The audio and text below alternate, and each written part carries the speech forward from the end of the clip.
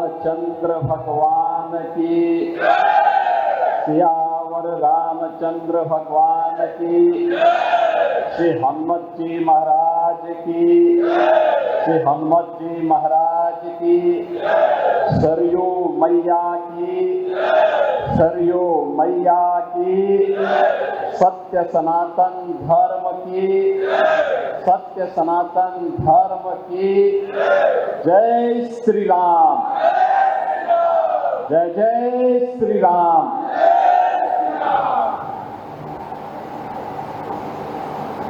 सनातन धर्म के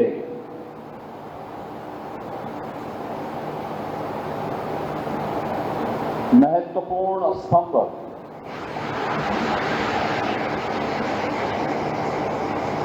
श्री हनुमान जी महाराज की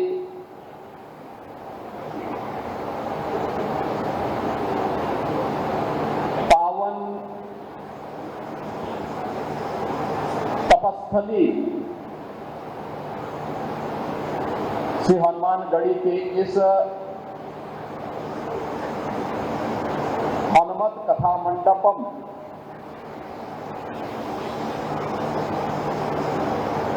के इस भव्य लोकार्पण कार्यक्रम में जिनका अभी सानिध्य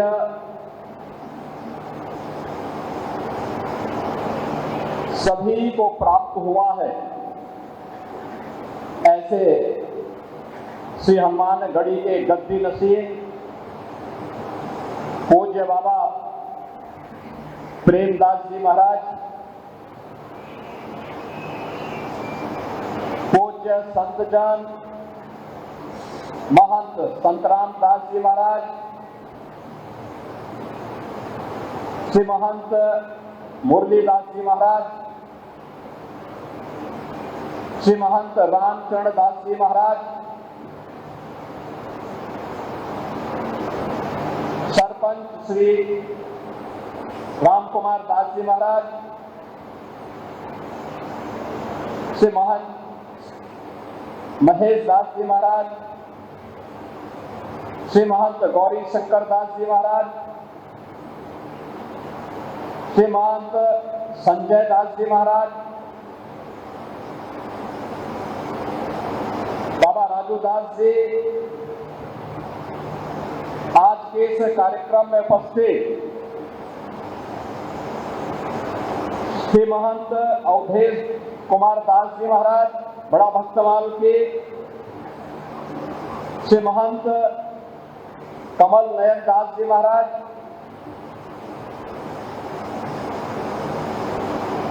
श्री महंत देवेंद्र प्रसादाचार्य जी महाराज, श्री महंत राम लखन दास जी महाराज, श्री महंत रामानंद दास जी महाराज, आज के इस कार्यक्रम में उपस्थित अयोध्या के महापौर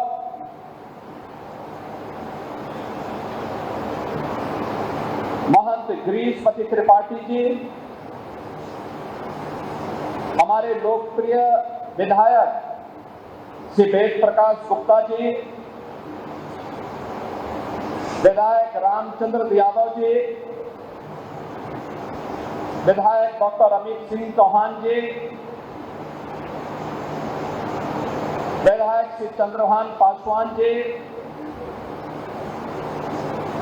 श्री राम जन्मभूमि तीर्थ क्षेत्र ट्रस्ट के महासचिव सम्मानीय श्री चंपत राय जी, भारतीय जनता पार्टी के जिला के अध्यक्ष श्री संजीव सिंह जी, महानगर अध्यक्ष श्री कमलेश श्रीवास्तव जी,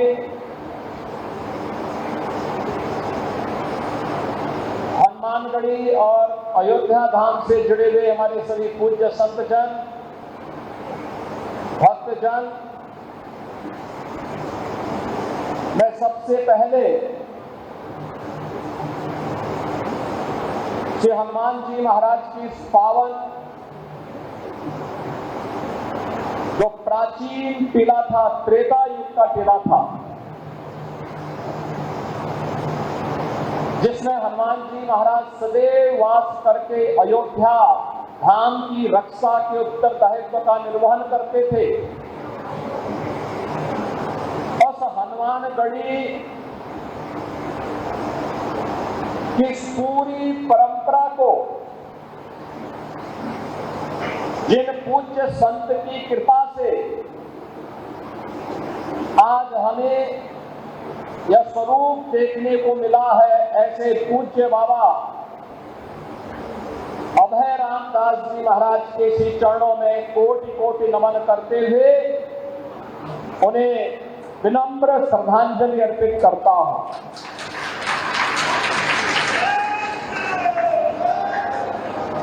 आज उनकी कृपा का ही ये परिणाम है कि जब उन्होंने वैष्णव अखाड़ों की इस जन्मभूमि पर भारत के सनातन धर्म की रक्षा के उस उत्तरदायित्व का निर्वहन करने के लिए इस परंपरा को आगे बढ़ाया, आज उसका यह भव्य रूप हम सबको देखने को मिल रहा है। जो आज श्री हनुमत कथा मंडपम का भी जो भव्य स्वरूप है, इसके पीछे भी बाबा अभय रामदास जी की ही वे भावनाएं हैं जिनके बारे में कभी उन्होंने सोचा होगा। बहनों और भाइयों, मैं अभिनंदन करूंगा श्री हनुमानगढ़ी के गद्दी नशीन और सभी पट्टियों से जुड़े हुए पूज्य महंतों का, संतों का, नागाओं का, जिन्होंने एक एक पाई को बचा करके इस कथा मंडप के बारे में सोचा, क्योंकि अयोध्या धाम में अब जो भी आता है 2 जगह 3 जगह जाने में वह कभी चूकता नहीं। श्री राम जन्मभूमि में, श्री हनुमानगढ़ी में और सरयू मैया के घाट पे जाकर के मां सरयू का सानिध्य प्राप्त करने के लिए अक्सर इस बारे में चर्चा होती थी कि हनुमानगढ़ी का भी अपेक्षित विकास होना चाहिए। हम लोग भी बोलते थे ये होना चाहिए। कैसे होगा? क्योंकि एक ऐसी विरासत हनुमानगढ़ी के पास, जिन्होंने सदैव योद्धा भाव के साथ ही सनातन धर्म की रक्षा करने के लिए अपने आप को तैयार किया, लेकिन वो योद्धा भाव आज नए भारत में बोधा के रूप में भी सबके सामने आ गया है। जब श्रीमद् हनुमत कथा मंडपम के भव्य स्वरूप हम देख रहे हैं, अब हर व्यक्ति बोलेगा हनुमानगढ़ी अब भक्ति और शक्ति के साथ साथ बुद्धि और युक्ति, क्योंकि कोई भी कुश्ती बिना युक्ति के नहीं हो सकती, वह बुद्धि और युक्ति का भी एक संगम बन गया है। सचमुच ये कथा मंडपम पूज्य बाबा अभय रामदास जी की भावनाओं को ही प्रतिनिधित्व कर रहा है। उनकी आत्मा जहां भी होगी प्रसन्न होगी कि देखिए मेरे आने वाली पीढ़ियों ने हनुमानगढ़ी के भविष्य को सुरक्षित बनाने के लिए, हनुमानगढ़ी के वैभव को श्री हनुमान जी महाराज की कृपा से जो वैभव श्री हनुमानगढ़ी के पास उमड़ रहा है, आम जन के विश्वास का प्रतीक बना करके उसे श्री हनुमत कथा मंडपम के रूप में और अब यहाँ पर होने वाले बड़े बड़े धार्मिक कार्यक्रमों के माध्यम से उसे आगे बढ़ाने के लिए एक नई शुरुआत प्रारंभ करती है।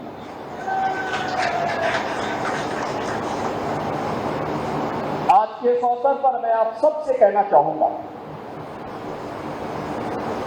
हमें इस बात को ध्यान में रखना होगा, व्यक्ति हो या समाज,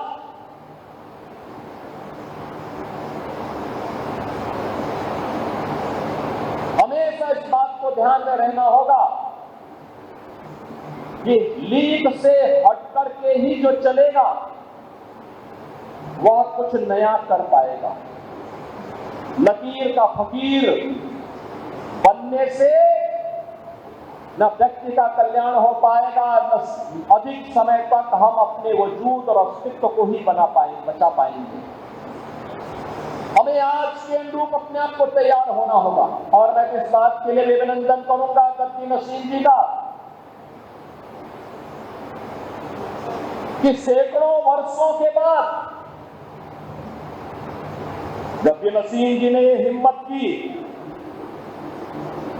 कि मैं श्री राम जन्मभूमि दर्शन करने के लिए निकलूंगा। और वो गए, भव्य शोभा यात्रा निकली, भव्य शोभा यात्रा निकली। सबने उसको स्वागत किया, सबने उसका अभिनंदन किया। और क्यों नहीं, आखिर अयोध्या में जो कुछ भी है, यहाँ के रक्षक देवता के रूप में तो हनुमान जी महाराज हैं ही, लेकिन अयोध्या के इष्ट देव हमारे मर्यादा पुरुषोत्तम भगवान श्री राम हैं। और रामलला का दर्शन करने के लिए 500 वर्षों के अंधकार को दूर करने के लिए प्रधानमंत्री मोदी जी के नेतृत्व में जो कार्य हुआ है, बहनों और भाइयों, यह सनातन धर्म के इतिहास का एक अत्यंत अद्भुत, अभिनंदनीय ऐसा कार्य हुआ है जिसके बारे में आज के दिन पर तुम कह सकते हैं न भूतो न भविष्यति। हाँ, आने वाले समय में ये चीजें आगे बढ़ेंगी, लेकिन आज के दिन पर जो लोगों के लिए, पिछली सरकारों के लिए जो असंभव दिखता था, वह प्रधानमंत्री मोदी जी ने संभव बना करके ये डबल इंजन की सरकार ने डबल स्पीड के साथ चल करके अयोध्या को उसका गौरव प्रदान करने का काम किया है। हमारे पूज्य संत आप इस बात का एहसास करते होंगे।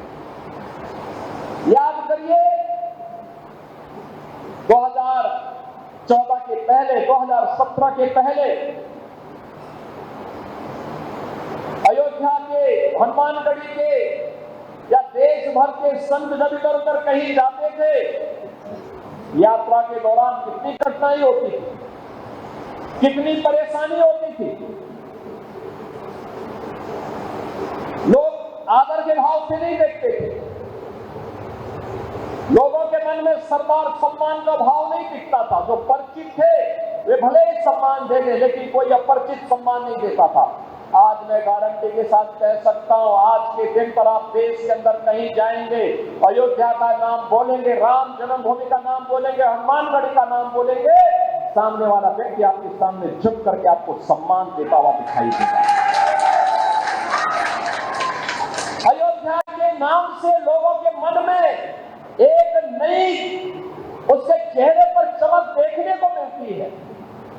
अयोध्या धाम का नाम सुनते ही अगले व्यक्ति के मन में एक नया उत्साह देखने को मिलता है, एक नया उमंग देखने को मिलता है। कारण है अयोध्या को यह भव्य स्वरूप देने के, प्रधानमंत्री जी के विजन को जब जमीनी धरातल पर उतारने के लिए हम लोगों ने कार्य प्रारंभ किया, तो मैं अभिनंदन करूंगा अयोध्या वासियों का कि अयोध्या वासियों ने उसका अक्षरशः पालन करने में अपना योगदान दिया। कोई विरोध नहीं, कोई प्रदर्शन नहीं, किसी को कम मिला होगा, किसी को मिल भी गया होगा, लेकिन हमारे भगवान के भव्य स्वरूप को सबके सामने वैश्विक मंच तक पहुंचाने का जो अभियान चल रहा है, इसमें मैं भी अपनी क्षमता के अनुरूप योगदान कर सकूं। अगर सेतु बंध के निर्माण में गिलहरी ने योगदान दिया है, मैं तो मनुष्य हूं, मनुष्य के रूप में ये मेरा भी योगदान होगा। और आज अयोध्या भव्य दिख रही है, आप देख रहे होंगे। अब कोई भी अयोध्या आता है, प्रश्न नहीं खड़ा करता हमारे सामने। मुझे याद है अयोध्या के विकास के लिए हम लोग चिंतित होते थे। गोरखपीर का अयोध्या से संबंध आज से नहीं, 3 पीढ़ी से अयोध्या आते थे। टूटी फूटी सड़कें, दिन में बिजली नहीं होती थी, रात्रि में भी 3 घंटे 4 घंटे मिल गई गनीमत है। गलियों में गंदगी रहती थी, घाटों में गंदगी रहती थी। राम जी की पेड़ी का पानी निकलता ही नहीं था, वही सड़ता रहता था। और अव्यवस्था का आलम इस कदर था, हर दूसरे दिन कर्फ्यू, बंद, अव्यवस्था, सरकार के स्तर पर अपमानित करने की कार्रवाई, लगातार प्रताड़ना की कार्रवाई। अयोध्या एक गुमनाम सिटी के रूप में अपने अस्तित्व के लिए जूझ रही थी। आज ऐसा नहीं है। याद करिए, जब पहली बार हम लोगों ने अयोध्या धाम में 2017 में दीपोत्सव के कार्यक्रम के साथ हम जुड़ने के लिए आए थे, मेरा विश्वास था ये दीपावली को अयोध्या ने दी है दुनिया को, भारत को दिए सनातन धर्म का प्रमुख पर्व और त्योहार अयोध्या ने दीपावली के रूप में दिया है। और भगवान श्री राम ने विजयादशमी का पर्व भी लंका विजय के उपलक्ष्य में इसी अयोध्या की देन है। तो लोग जब बोलते थे कैसे होगा, हमने कहा होगा, अयोध्या का वैभव आएगा, जरूर आएगा, कोई रोक नहीं पाएगा। दीपोत्सव के कार्यक्रम के साथ हम जुड़ने के लिए आएंगे। और मुझे याद है, यहाँ की सभी पूज्य संत जन एक साथ एक मंच पर आकर के भगवान का अभिषेक करने के लिए उन्होंने भी पूरा योगदान दिया। और आज देखिए, आपकी जो कृपा उस समय थी, उसके उपरांत फिर 5 अगस्त 2020 को जब नवंबर 19 में राम जन्मभूमि का फैसला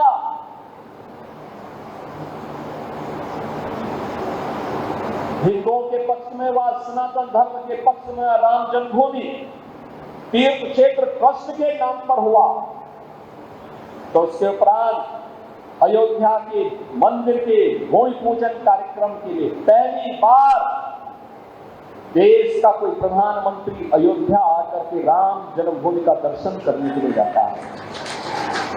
यह श्रेय केवल मोदी जी को दिया जा सकता है। मोदी जी पहले प्रधानमंत्री थे, अयोध्या आए। उससे पहले मुझे याद है 1-2 बार कार्यक्रम बना, हमने कहा अयोध्या, उन्होंने कहा नहीं, हम लोगों का संकल्प है सौगंध राम की खाएंगे, मंदिर वहीं बनाएंगे। और उस संकल्प की पूर्ति के लिए प्रधानमंत्री मोदी जी स्वयं अयोध्या आए और अयोध्या में उन्होंने आकर के राम लला के भव्य मंदिर की आधारशिला रखी।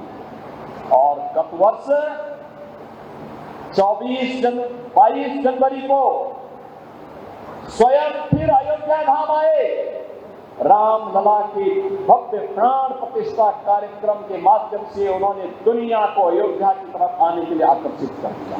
आज आप देखते होंगे, महाकुंभ का आयोजन हो रहा था प्रयागराज में और भीड़ जमा थी अयोध्या में।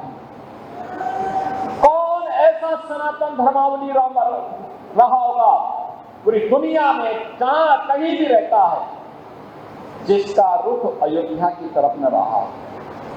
कौन ऐसा दुनिया में रहने वाला सनातन धर्मावलंबी है, अगर वह दुनिया के किसी भी कोने में रहता है, वह अमेरिका में रहता होगा, कनाडा में रहता होगा, यूरोप के किसी देश में रहता होगा, ऑस्ट्रेलिया में रहता होगा, न्यूजीलैंड में रहता होगा, दक्षिण पूर्व एशिया के किसी देश में रहता होगा, कहीं भी रहता होगा, अगर वह भारत आया है और भारत में उसके पास 3 दिन का समय है, उसकी इच्छा होती है कि मैं अयोध्या आऊं, अयोध्या में आकर के मैं भगवान राम के मंदिर का दर्शन करूं। अयोध्या आता तो हमसे पहले पूछते हैं कहाँ कहाँ जाना है, हम कहते हैं उसको आप जन्मभूमि में जाएंगे, उससे पहले हनुमानगढ़ी में जाके दर्शन करके आना। वो कहते हैं इससे क्या होता है, मैंने कहा जैसे काशी में पहले हम काल भैरव का दर्शन करते हैं तब भगवान विश्वनाथ का दर्शन करते हैं, ऐसे ही अयोध्या में पहले जाते हो तो पहले हनुमानगढ़ी में जाके दर्शन करो और फिर राम जन्मभूमि में जाओगे तो पूरा पुण्य प्राप्त हो जाएगा। और जो आता है, अगर कोई 10 वर्ष के बाद 5 वर्ष के बाद कोई आता है और वो आकर के देखता है क्या ये वही गलियां हैं, ये वही हनुमानगढ़ी है, ये वही जन्मभूमि है, ये वही रामपथ है, ये वही धर्मपथ है, ये वही भक्तिपथ है, ये वही रेलवे स्टेशन है, ये वही अयोध्या है। इस अयोध्या में 5 साल पहले मैं आया था और कह रहा था जमीन आसमान का अंतर होगा कि इतनी जल्दी कैसे परिवर्तन हुआ। आज आप देख रहे होंगे जितने भी मार्ग हैं अयोध्या के सब 4 लेन से जुड़ चुके, 4 लेन के साथ जुड़ चुके। लखनऊ से अयोध्या की जो कनेक्टिविटी थी ये केवल 4 लेन की थी, आज केवल हाईवे ही नहीं, अयोध्या के अंदर के मार्ग भी 4 लेन के हो गए हैं।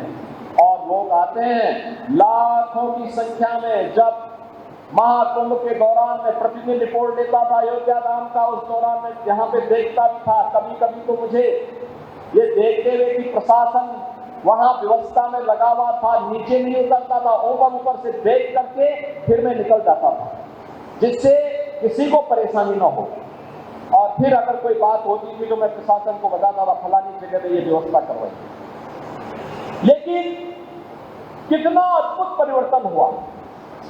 रेलवे स्टेशन पहले एक ट्रेन के लिए तरसते थे, अब यहाँ पे डबल लाइन के साथ जुड़ गया है और चारों ओर से जुड़ गया है। देश के हर क्षेत्र से लोग आज अयोध्या उन ट्रेन से आते हैं, उन रेलगाड़ियों से आते हैं। अयोध्या में इंटरनेशनल एयरपोर्ट बन गया है। आप हमारे पूज्य संतजन सब देख रहे होंगे, समझ भी रहे होंगे। याद करिए हजारों वर्ष पहले त्रेता युग में भगवान राम के समय पुष्पक विमान से भगवान राम आए होंगे। उसके बाद से फिर अयोध्या आने का अवसर नहीं मिला होगा किसी को। एक छोटी सी एयर स्ट्रिप थी राज्य सरकार की, छोटी सी, और उस छोटी सी एयर स्ट्रिप के माध्यम से विमान भी बहुत छोटा होता था, वही उतर पाता था। उसमें केवल 6 सवारी आ सकती थी, उससे ज्यादा नहीं आ सकती। और आज बड़ा सा बड़ा विमान अयोध्या में उतर सकता है। देश के अंदर की हर जगह की कनेक्टिविटी अयोध्या के साथ जुड़ी हुई है। अयोध्या अंतर्राष्ट्रीय एयरपोर्ट, और वह भी महर्षि वाल्मीकि के नाम पर। अयोध्या में बड़े बड़े रेल बसेरा, वह निषादराज गुहा के नाम पर। भोजनालय माता सबरी के नाम पर। बड़े बड़े यहाँ पे अब म्यूजियम बन रहे हैं। भारत के अंदर मंदिरों का इतिहास क्या है, उससे संबंधित एक मंदिर म्यूजियम के निर्माण के बड़े कार्यक्रम को भी अब प्रधानमंत्री मोदी जी के विजन के अनुरूप आगे बढ़ाने का काम किया जा रहा है। आज आप नए घाट में जाएंगे, राम घाट में जाएंगे, राम जी की पेड़ी में जाएंगे, गुप्ता घाट में जाएंगे, आपको जमीन आसमान का अंतर दिखाई देगा। आज आप सूरजकुंड में जाएंगे, आपको बदलाव देखने को मिलेगा। आज आपको अयोध्या के अंदर जहां कहीं भी आप जाएंगे, पहले हम बिजली के लिए तरसते थे, अब बिजली इतनी आती है कि अब लोगों को, वर्तमान पीढ़ी को, नए लोगों को पता ही नहीं होगा कि कभी बिजली कटती नहीं थी यहाँ की। ये परिवर्तन है और इस परिवर्तन का साक्षी बनने के लिए इस नई अयोध्या में श्री राम जन्मभूमि के पावन धाम में श्री हनुमानगढ़ी भी इस परिवर्तन का हिस्सा बन करके श्री हनुमत कथा मंडप के भव्य स्वरूप के साथ आज यहाँ पर आया है। मैं गद्दी नसीम जी का, सभी पट्टियों के पूज्य महंतों का, सभी पूज्य संतों नागाओं का इसके लिए हृदय से अभिनंदन करता हूं, आपको बधाई देता हूं।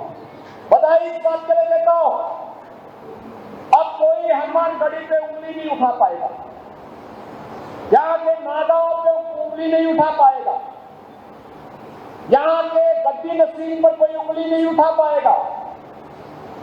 आप बता पाएंगे, आप आइए यहाँ पे, हर समय प्रयास होना चाहिए कि कथा चलती रहे, श्री हनुमान जी महाराज की कीर्तन चलती रहे, दिखाई देने चाहिए कुछ हो रहा है। और इतना भव्य स्वरूप, सामने इतनी अच्छी पार्किंग, इतने अच्छे कक्ष, अब लोग आएंगे, कोई भी आएगा, हनुमानगढ़ी भी अपनी विशिष्ट अतिथियों को ठहराने की व्यवस्था कर पाएगा। कोई आएगा, कथा बुक करा रहा है, 7 दिन 9 दिन की कथा, 15 दिन की कथा बुक करा रहा है, उसके जजमान भी आकर के यहाँ ठहरे, हनुमानगढ़ी में पैसा जमा करें, गद्दी नसीम जी की कृपा से उसको बुक करो, कथा करो, भक्तगण आए, अपने कार्यक्रमों को भव्य तरीके से आगे बढ़ाएं। आखिर सनातन धर्म के प्रति हमारा यही तो योगदान हो सकता है, और ये योगदान एक तरफ यह इस रूप में, दूसरा हमें सनातन धर्म से जुड़े हुए कार्यक्रमों को और भव्य स्वरूप देना, और भव्य स्वरूप देना। जो समाज, जो धर्म उपेक्षित सा हो गया था, अपने ही देश में अपने अस्तित्व के लिए जूझ रहा था, आज उसके सामने जूझने के लिए नहीं, दुनिया का मार्गदर्शन देने के लिए एक नया अवसर है। ये नया भारत है, और नए भारत में अब नया भारत किसी को छेड़ता नहीं है, लेकिन कोई छेड़ता है तो उसको छोड़ता भी नहीं है। हनुमान जी ने भी तो यही कहा था, हनुमान जी ने भी तो यही कहा था, जब रावण के दरबार में गए, रावण ने कहा कि भाई क्यों मार दिया मेरे लड़के को? उन्होंने कहा मैंने कहा मारा,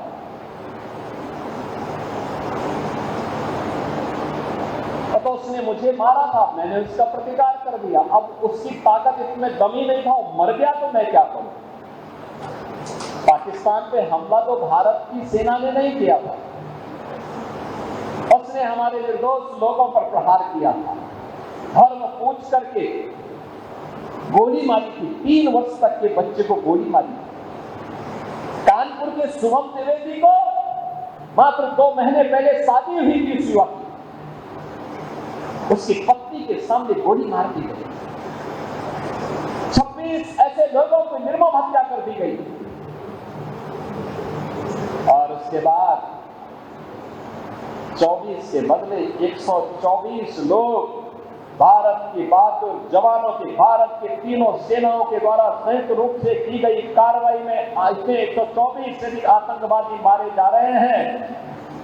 तो गलती भारत की नहीं, पाकिस्तान के उन लोगों की है जो लोग पाकिस्तान में बैठ करके आतंकवादियों को प्रश्रय दे रहे हैं, आतंकवाद को पनपा रहे हैं। और ये आतंकवाद, मैं विश्वास के साथ कहता हूं, ये पाकिस्तान को ही ले डूबेगा। ज्यादा दिन नहीं रहे पाकिस्तान के पास। वैसे भी हमारे एक पूज्य संत ने घोषणा की थी कि पाकिस्तान तो ये भविष्यवाणी है, पाकिस्तान का आध्यात्मिक जगत में कोई अस्तित्व नहीं है। और याद रखना, जिसका अपना वास्तविक अस्तित्व न हो वह कृत्रिम होता है, और कृत्रिम कोई भी चीज होगी उसकी एक निश्चित लाइफ होगी, उससे ज्यादा नहीं। 75 वर्ष बहुत जी लिया पाकिस्तान, अब उसका समय आ गया है, अपने ही कृत्यों से अब अपनी सजा पा रहा है। लेकिन आज भारत के बहादुर जवान जिस मजबूती के साथ पाकिस्तान को उसका जवाब दे रहे हैं, हर भारतवासी को अपनी सेना की यूनिफॉर्म पर, रक्षा बलों के अपने बलों पर के जवानों पर गौरव की अनुभूति करनी चाहिए। आज बहनों और भाइयों, ऐसे ही अयोध्या का एक लाल भारत के पूर्वोत्तर राज्य की सीमा पर रक्षा करते हुए शहीद हुआ। मैं इस अवसर पर शशांक तिवारी, जो लेफ्टिनेंट के रूप में वहां पर कार्य कर रहे थे, भारतीय सेना के जवान थे, उनकी शहादत को नमन करते हुए विनम्र श्रद्धांजलि अर्पित करता हूं और परिवारजनों के प्रति अपनी संवेदना भी व्यक्त करता हूं। हमारी सरकार ने तय किया कि हमारी सेना हो या अर्धसेना, देश की सुरक्षा के लिए या आंतरिक सुरक्षा के लिए जो भी जवान शहीद होगा, सेना अर्धसेना बल के लोग तो उस परिवार को सहयोग करेंगे ही, हम राज्य सरकार की तरफ से भी उस परिवार को 50 लाख रुपए की नगद सहायता देते हैं। परिवार के सदस्य को सरकारी नौकरी भी देते हैं और साथ साथ उस जवान की स्मृति को बनाए रखने के लिए स्मारक का निर्माण भी हम लोग करते हैं। बहनों और भाइयों, हमें इस बात को याद रखना होगा कि सनातन धर्म के कारण ही हमारा वजूद है, हमारा अस्तित्व है। हम सब कुछ स्वीकार करेंगे, लेकिन अपने देश और अपने धर्म के खिलाफ कुछ भी स्वीकार नहीं करेंगे। ये हमारा संकल्प होना चाहिए। श्री राम जन्मभूमि, श्री हनुमानगढ़ी, हमारे पूज्य संतों के आश्रम, हमारे मठ मंदिर, हमारे पूज्य संतजन इस सनातन धर्म के स्तंभ हैं, सनातन धर्म के आधार हैं। इनका सम्मान होना चाहिए। इनकी गरिमा और इनके गौरव के विरुद्ध कोई भी आचरण स्वीकार्य नहीं होना चाहिए। और इसीलिए डबल इंजन की भारतीय जनता पार्टी की सरकार पूरे देश के अंदर विकास को विरासत के साथ जोड़ करके कार्य कर रही है। विरासत जो भगवान राम की है, विरासत जो भगवान श्री कृष्ण की है, विरासत जो बाबा विश्वनाथ की है, विरासत जो हमारे पूज्य संतों की है, और विरासत की उसी व्यवस्था को आगे बढ़ाने के लिए आज आप देखते होंगे अब हम लोगों ने अयोध्या के साथ साथ विंध्यवासिनी धाम में भी काम प्रारंभ किया। वहां पे भव्य कॉरिडोर दे दिया है। प्रयागराज में भव्य और दिव्य कुंभ आपने देखा होगा, कितना भव्य और दिव्य कुंभ हुआ था। सनातन धर्म का आयोजन इतनी भव्यता के साथ होगा और दुनिया की कोई माई का लाल उस आयोजन में विघ्न बाधा नहीं डाल पाएगी। यह भी हमारा संकल्प था। पूज्य संतों के आशीर्वाद से कार्यक्रम पूरी भव्यता के साथ आयोजन संपन्न हुआ। इतने लोग कभी नहीं आए थे कुंभ में। 66 करोड़ से अधिक श्रद्धालु महाकुंभ में भागीदार बने। नमामि गंगे के माध्यम से विरल और निर्मल गंगा के दर्शन हो। जो भी आया अभिभूत होकर के गया, अभिभूत होकर के गया। हमें समय रहते अपने मित्र और शत्रु को पहचानने की आवश्यकता है। याद रखना, ये काम बड़ी चालाकी से हमें करना होगा, बड़े उसी बहादुरी के साथ जैसे श्री हनुमान जी महाराज ने किया था। याद करिए, जब संजीवनी बूटी लेने के लिए गए थे, विघ्न बाधाएं उनके सामने आएंगी और कालनेमी भी सामने आ गया था। पहचान गए हनुमान जी महाराज और कालनेमी को उसकी गति को भेजते हुए उन्होंने संजीवनी बूटी को लेकर के हम लक्ष्मण जी महाराज की प्राणों की रक्षा की। याद करना, छद्म रूप से छुपे हुए उन लोगों से हम सावधान हो जो सनातन धर्म के मार्ग में बाधक है, सनातन धर्म के विकास में बाधक है, सनातन धर्म के मार्ग में अवरोध खड़ा करते हैं और भारत की सुरक्षा में सेंध लगाने का काम कर रहे हैं। उन लोगों को हम चिन्हित करें, सरकार को बताएं, स्थानीय स्तर पर प्रशासन को अवगत कराएं। एक पक्ष या दूसरा धर्मस्थलों का भव्य स्वरूप होना चाहिए। जैसे भव्य स्वरूप अभी जैसे ही हम लोग इस सभागार में प्रवेश कर रहे थे, ऊपर में देखा था हनुमान जी महाराज की कितनी भव्य प्रतिमा लगी, कितनी भव्य प्रतिमा। जो आएगा बाहर का दर्शन करते ही भूत हो जाएगा। कितना भव्य स्वरूप इस सभागार का दिया। लोग आएंगे इतनी मजबूती के साथ यहाँ पे आकर के उतने उत्साह के साथ कथा का श्रवण कर पाएंगे। हनुमान जी महाराज की कृपा, एक तरफ बजरंगबली है और दूसरी तरफ स्वयं रामलला विराजमान है। दोनों की कृपा और मध्य में या श्री हनुमत कथा मंडपम की कृपा प्रसाद से उत्तर में सरयू मैया का आशीर्वाद, ये सभी कुछ यहाँ पे प्राप्त होगा। इस त्रिवेणी को इस श्री हनुमत कथा मंडपम के माध्यम से आज यहाँ पे प्रस्तुत करने का जो कार्य हुआ है, इसका लोकार्पण का जो कार्यक्रम हुआ है, मैं इसके लिए गति नसीम जी को, सभी पट्टियों के श्री महंत को, यहाँ के सभी पूज्य संतों को, सभी नागाओं को, अयोध्या धाम से जुड़े हुए श्री राम जन्मभूमि तीर्थ क्षेत्र तट से जुड़े हुए सभी अपने पदाधिकारी और पूज्य संतों को एक बार इस कार्य के लिए अयोध्या वासियों को हृदय से बधाई देता हूं। हनुमानगढ़ी के अपने सभी नागाओं का आह्वान करूंगा। याद रखना, हमारा इतिहास सनातन धर्म की उस कालखंड की सेना के रूप में जाना जाता है जब यह देश विधर्मी आक्रांताओं से त्रस्त था। तब इन वैष्णव तीनों अन्य अखाड़ाओं ने सनातन धर्म की रक्षा करने के लिए अपने आप को समर्पित किया था। तब भी सब समर्पित किया और हमारा इतिहास याद रखना, अपने उस इतिहास पर हमें गौरव की अनुभूति होनी चाहिए। याद करिए, श्री राम लला का प्रकटीकरण जब दिसंबर 1949 को होता है, तब भी इसी हनुमानगढ़ी के एक पूज्य संत एक नागा के रूप में बाबा अभयराम दास जी उस समय में थे। उनकी भी उस समय कृपा मिली थी।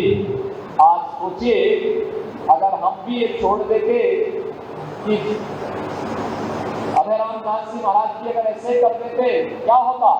छोड़ देते सबके भरोसे के, चलो जाने दीजिए, मेरा क्या जा रहा। चाहे भव्य स्वरूप राम जन्म होने का हमें देखने को मिलता, क्या हम लोग इस रूप में देखने को मिलता? लेकिन नहीं, वह लड़ाई लड़ी गई। आप सोचिए, उस कार्यक्रम को किस मजबूती के साथ दिगंबर अखाड़ा के हमारे श्री महंत पूज्य रामचंद्र परमहंस दास जी महाराज लगातार उसके लिए जूझते रहे।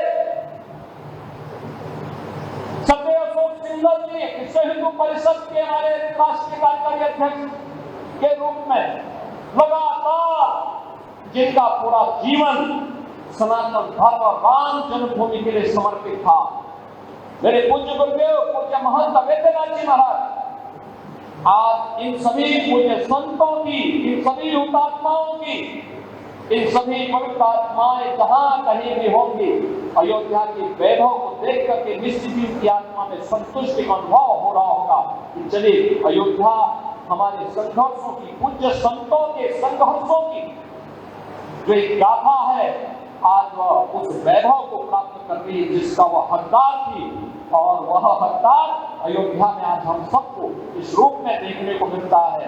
अयोध्या बदली तो हनुमानगढ़ी ने भी संकल्प लिया कि हम भी इस मार्ग के पथे बन करके भव्य स्वरूप बना करके दिखाएंगे। इस हनुमत कथा मंडप उसका एक भव्य रूप हम सबके सामने प्रस्तुत कर रहा है। मैं बाबा प्रेमदास जी महाराज का और आप सभी पूज्य संतों का हृदय से अभिनंदन करता हूँ। इस पूरे कार्यक्रम के लिए हृदय से बधाई देता हूँ और मैं इस बात को आश्वस्त करता हूँ, हनुमानगढ़ी और अयोध्या के विकास के लिए जिस भी प्रकार के सहयोग की आवश्यकता होगी